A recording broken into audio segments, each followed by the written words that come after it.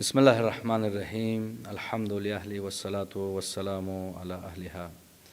ناظرین محترم، کتاب عقل و جہل میں موضوع ہے فضیلت علم۔ اس میں آخری جو حدیث نمبر 9، استاد محترم اس حدیث مبارکہ میں جب امام صادق علیہ الصلاۃ والسلام سے سوال کیا گیا کہ ایک شخص نے پوچھا جعلت فداک رجل عرف ھذا الامر، کہ ایک شخص ہے کہ اس نے امامت کو پہچان لیا ہے، لازم بیتہ ولم یتعرف الی احد من اخوانہ، لیکن اب اس کے بعد جو ہے وہ گوشہ نشین ہو گیا ہے، وہ کسی سے ملتا نہیں ہے، دوستوں سے بھی نہیں ملتا، بھائیوں سے بھی نہیں ملتا۔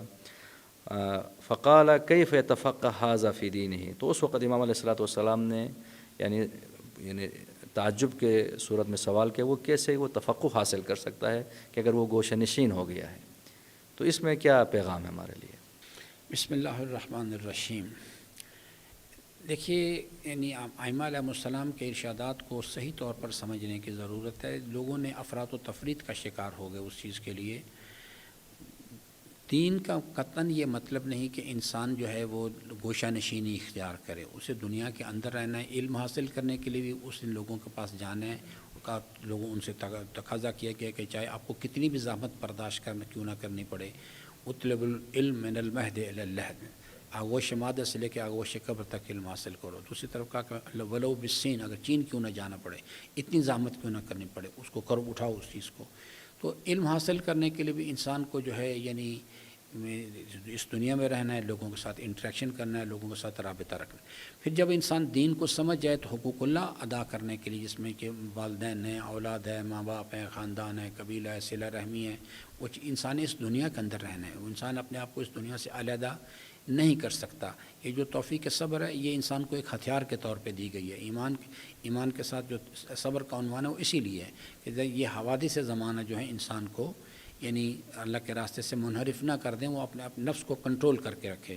جو امیر المومنین نے پوچھا کہ آپ تقویٰ کے بارے میں ڈیفائن کریں، تقویٰ کیا چیز ہے؟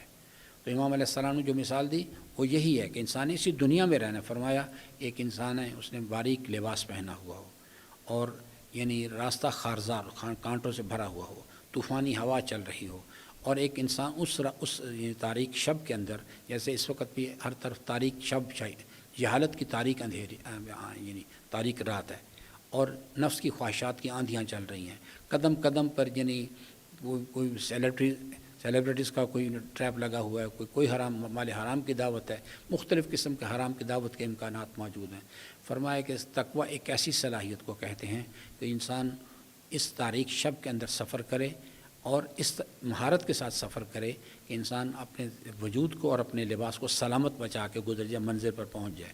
تقویٰ ایک صلاحیت اسی چیز، اسلام میں رہبانیت کا کوئی تصور، رہبانیت کا کوئی گزر نہیں ہے۔ آپ نے اسی دنیا میں رہنا ہے، اس دنیا کے اندر کھانا بھی ہے، آپ نے کمانا بھی ہے۔ جو میں نے پہلی گفتگو میں بھی عرض کیا تھا کہ یہ اہل دنیا جو ہیں مخالف، ان کا اعتراض ہے کہ مال حاضر رسول، یہ رسول کس قسم کا رسول ہے؟ وہ چاہتے ہیں کہ نہ اس کو کھانا کھاتا ہو، نہ کوئی کاروبار کرتا ہو، بلکہ اس کو ایک آئسولیٹڈ انسان ہونا چاہیے۔ اور اسی سے رہبانیت کا راستہ عالم اسلام میں بھی داخل ہوا۔ یہ یہودیوں کے پاس بھی تھا، یہ عیسائیوں کے پاس بھی تھا، انہوں نے اس کو مختلف نام رکھے ہوئے تھے، اور وہ آج تک معاشرہ جو ہے ان لوگوں کو جو نہ کسی کا اچھے میں نہ برے میں، تصوف بھی اسی کی ایک شکل ہے رہبانیت کی۔